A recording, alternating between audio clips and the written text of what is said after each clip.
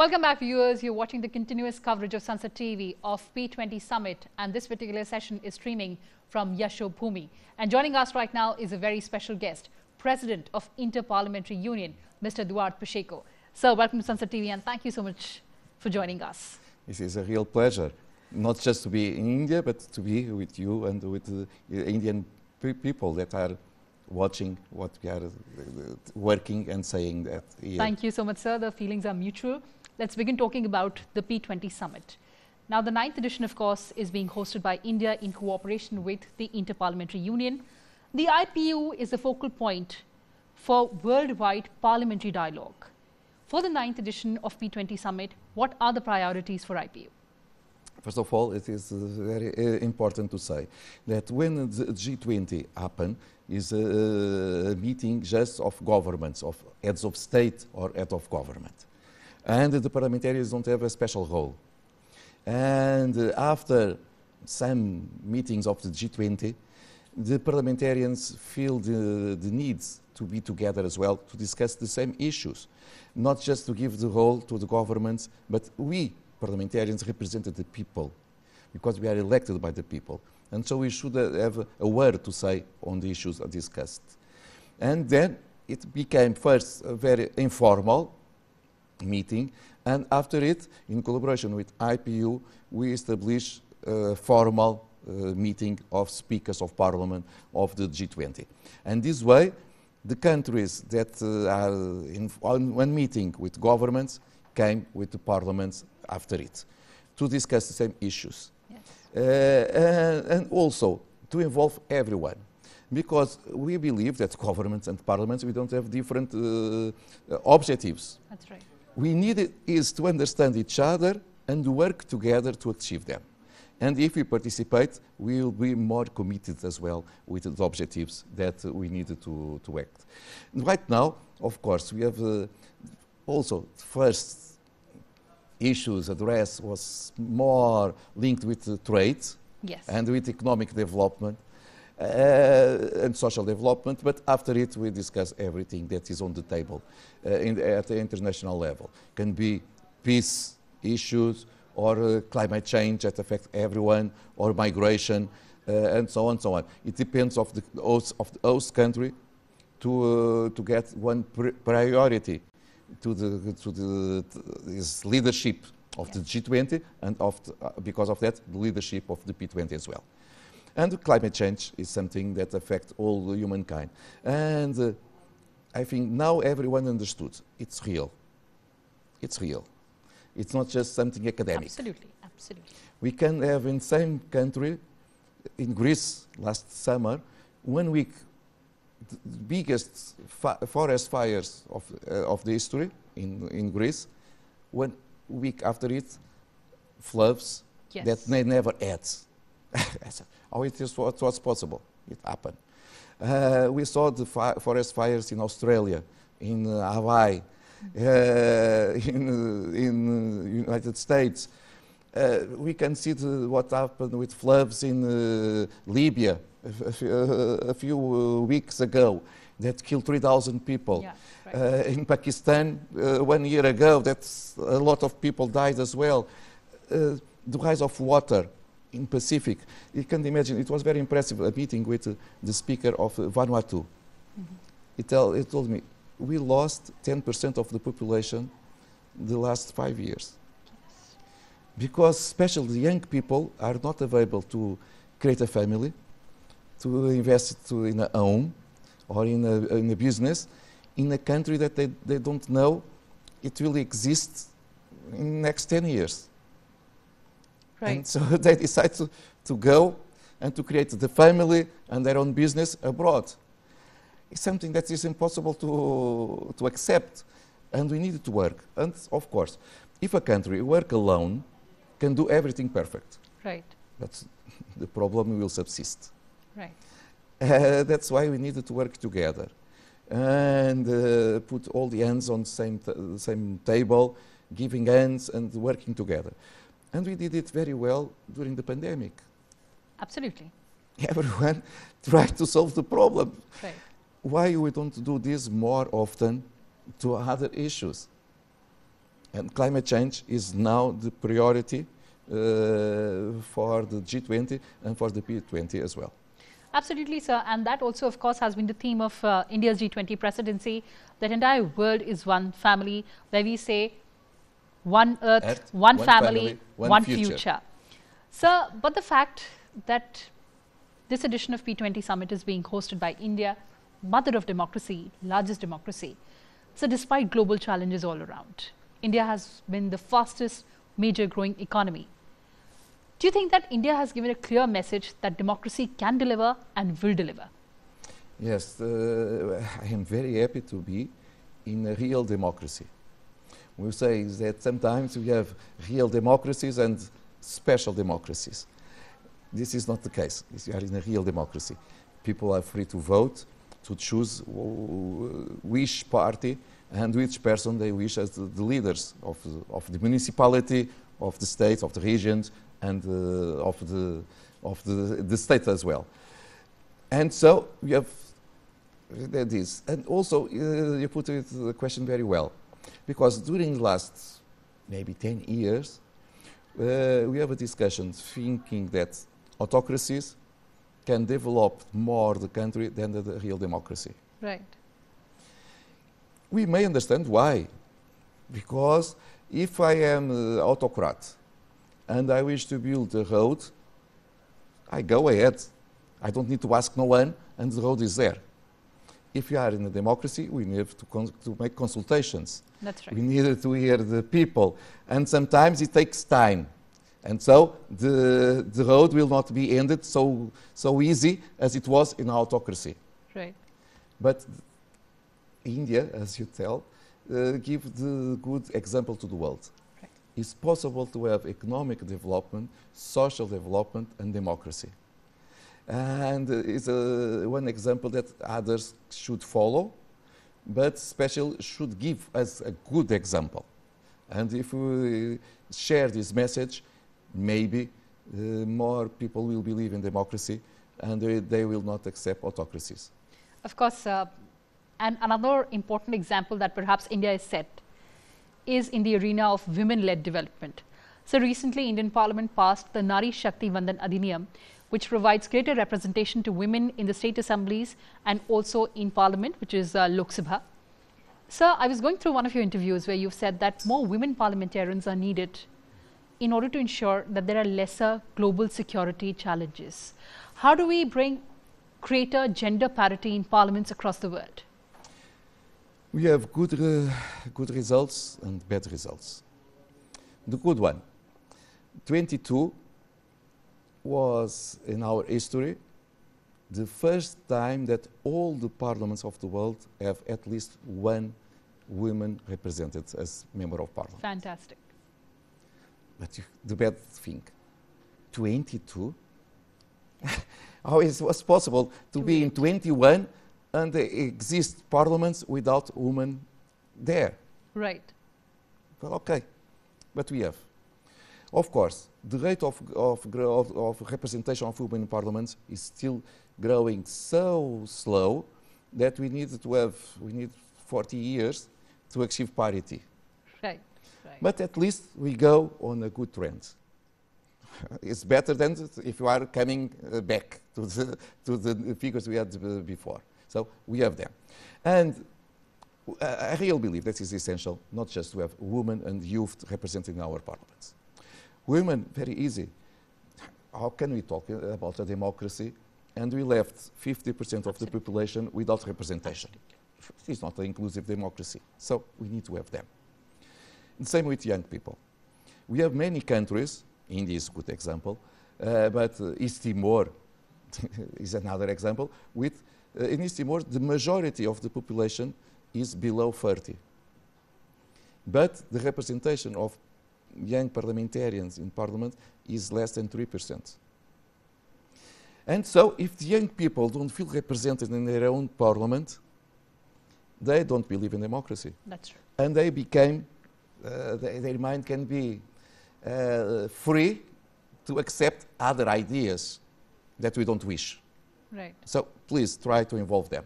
And also because when we have young people represented in parliament, they bring dynamic, They bring new ideas. They bring innovation. And so it's what we need to be update always. So young and women.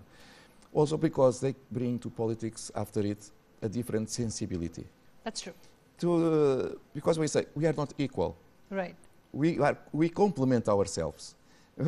I can see these flowers from this perspective. You are seeing the same flowers from other perspective. Mine is not better than yours. Yours are not better than mine. We complement each other. That's true. And but I really believe one thing. If we have more women in the leadership of the countries, in politics, in parliaments, in governments, as head of states, heads of government, maybe we don't have so many conflicts. Because I believe that there isn't a woman that wish to send their sons to a war. That's right. And so if they are committed in government, in political issues, they will always defend dialogue, compromise, in all conflicts, try to avoid wars. And this is what we need in these moments. Absolutely, absolutely. Paramount importance, sir. But let's just shift focus to achievement of Sustainable Development Goals. So 2015, of course, we'd launched it. So, but the pandemic created a kind of deterrence that nobody could have ever thought. It is said that 95 million people have been pushed to extreme poverty. Around 24 million people from pre-primary to university level may never go back to school. So, what could be the acceleration action for achieving SDG? Yes, we are in the middle of the road, 15, and it should achieve it 2030. Yes. So we have 7 years in front of us, and the delay is awful. Just 12% of SDGs are on track. That's right. So you can imagine how we needed to work, how we needed to run for the next 7 years if we wish to achieve the compromise that we all freely accept. Of course, we needed to understand that the pandemic changed the things because I never will condemn a government that during these 2 years changed the priority. Priority was to save lives, right. to discover a vaccine, to discover ways to survive the economy, because people need to live, people need to have things to eat, they live, and so we needed to understand that. And so the priority is during 2 years, what not SDGs, is to save lives. Survive. But yes. We pass it, thank God. And so we need now to recover the time we lost. 1 month ago, the young parliamentarians has a meeting in Vietnam, in Hanoi. 300 young parliamentarians from 70 countries. And they put as a priority to work in their own parliaments to achieve the SDGs and to recover from the delay we have on that moment. All the governments achieved the compromise during our General Assembly of United Nations. Right. We need to recover from the time we lost. And so I believe that maybe we need to wait more 2 or 3 years to see if the words pass to action. Because it is what we need. We don't need more words, more speech. Everyone are tired of speech. That's People right. need concrete results. I hope that the compromise that young parliamentarians had, that the leaders of government had in New York, will put in practice, and we will have achievements during the next 2 years, and then we can make one evaluation. If we rise the 12% to 40%, and it will be possible to achieve maybe not 100, but 75 or 80% on 2030, or if we keep the figures as we have now. And if we keep it, it will be a tragedy. That's true. It will be a tragedy. That's why we need to be optimists and to believe that everyone in our leaders understood that it will be a tragedy and they will work harder to compensate the delay. Of course, you also voiced concern on climate change. Now, the G20 summit that was hosted by India, there was undivided focus on climate. There was consensus that countries need to triple renewable energy production. There was consensus on climate financing. Sir, how do we collectively ensure sustainable energy transition in coming years? It is possible. It is possible because, first of all, everyone understood the problem we have on our hands. So if people don't accept the problem, they will not try to change the behavior to solve it. But that's people right. Understood. No, we have a problem. And also, we needed to say that science and technology worked harder to find solutions because no one wished to come back to the beginning of the 20th century. We like to watch television, we like to travel, we like to go to have air conditioner and so on. We like to have this. If someone tell me, no, but turn off the lights, turn off the air conditioner, turn off everything you have in your life, people say, no. Right. So we needed to give solutions. And solution is renewable energy. Because they will not have carbon emissions, they are clean energy, and they don't finish. They will be there forever. The wind, the sun, the water. And so, but for that, and to have to be economic results from this kind of production, science needs to help a lot. We achieve a lot of results. But we need to improve, maybe to invest more in science and research because we need to fight. For instance, we talk about cars. Right. They need to be autonomous, with a great autonomy. People are not available to buy a car, electric car, and walk and drive 100 kilometers and need to stop 2 hours to charge. Drive 100 kilometers, right. They will stop 2 hours to charge. People, the incentive to change, it's not. Right. It did not exist. And so that's why science is relevant.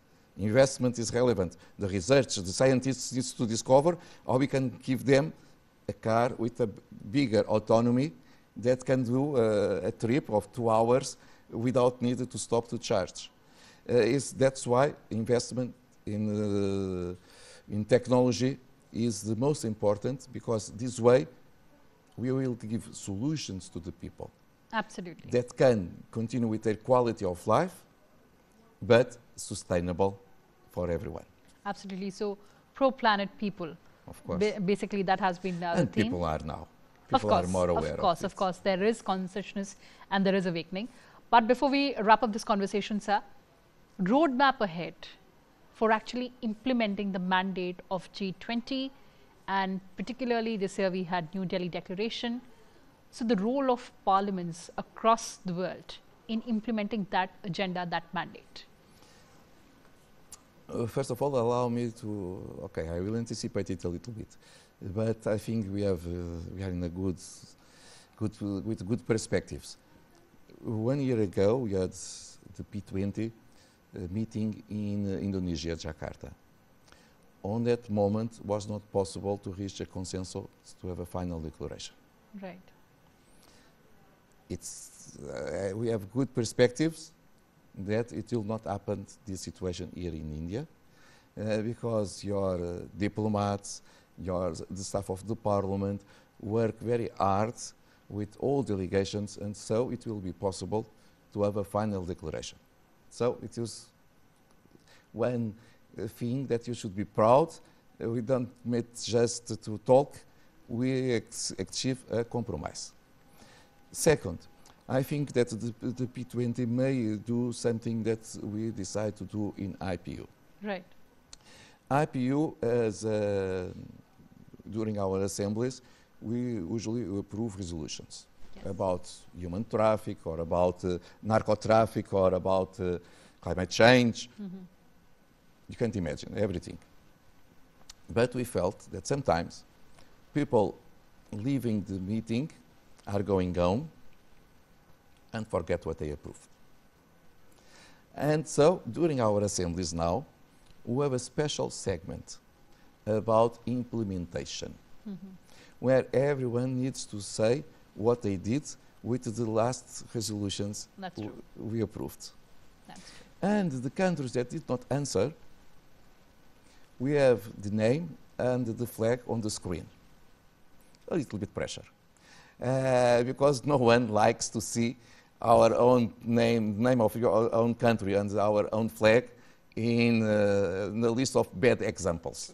That's true. And so it's a little bit pressure to have everyone working to show that they did something to implement it. That's true. Is a good example also that the P20 may follow. Fantastic, sir. Always a pleasure talking to you. Thank you so much for joining Sansad Television. It is a real pleasure, and especially again to be in this democracy with a long history. And some people say that the future and this century will be for the country A, B, or C. I don't know, but I am sure it will be the century of India. Thank you so much, sir. And as we've always believed that it is one earth, one family, and one future. Yes. Thanks a lot for talking to Sansad Television. It was a pleasure. Back to the GRG studio now.